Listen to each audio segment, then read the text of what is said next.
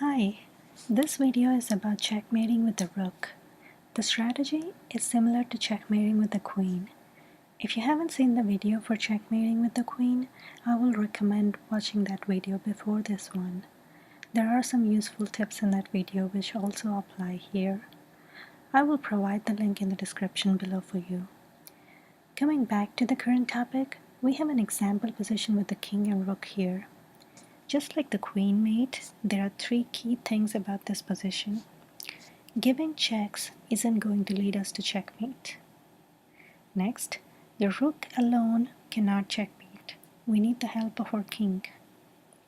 Even if we use both the king and the rook, a checkmate is not possible if the black king is in the center of the board.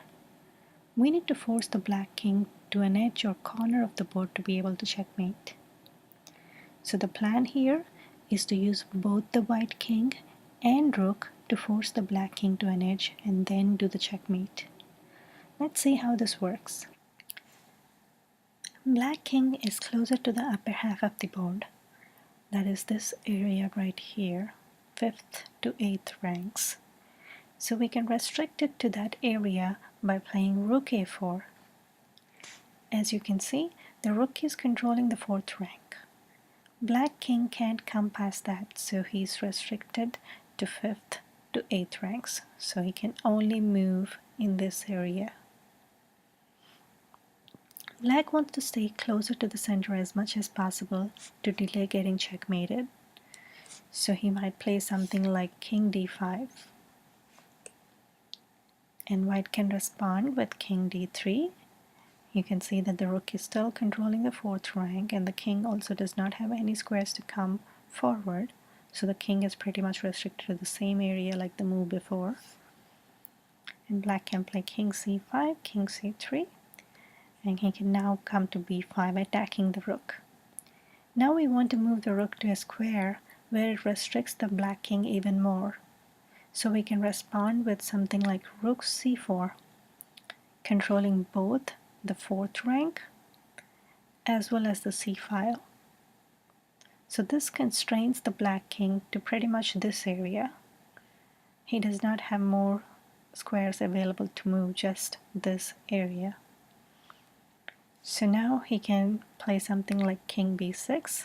He can also do king a5, in which case we'll try to constrain it even more by playing rook b4. Now he pretty much has just these 4 squares. You can see that the king has already reached the edge of the board and will soon get checkmated.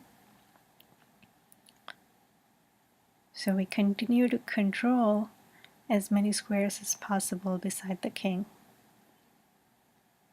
So now the black king has just 1 square left.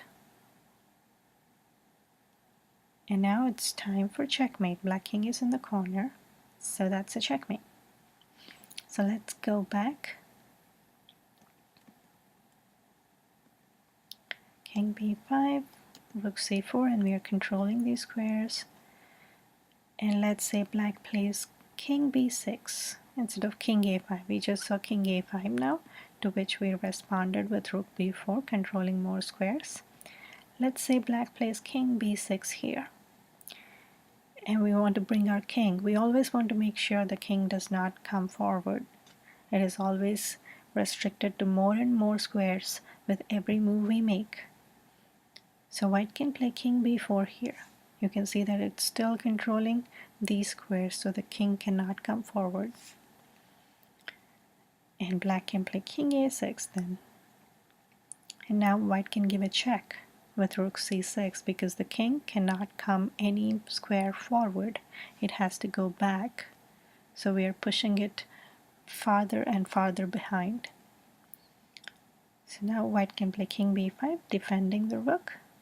And if black plays king a7, white can still come back to rook b6 and constraining the king to just 1 square. And if black plays king a8, we can do the same thing like we did before. Come to king c6, and when it's in the corner, checkmate. So rook mate is pretty much similar to queen mate in the sense that we are trying to push the black king to a corner or an edge of the board, and then we try to checkmate by using both our king and the rook. So hope you enjoyed this video. If you have any questions about this video or any other videos of mine, you can comment and I'll try to respond to you as quickly as possible. Thank you.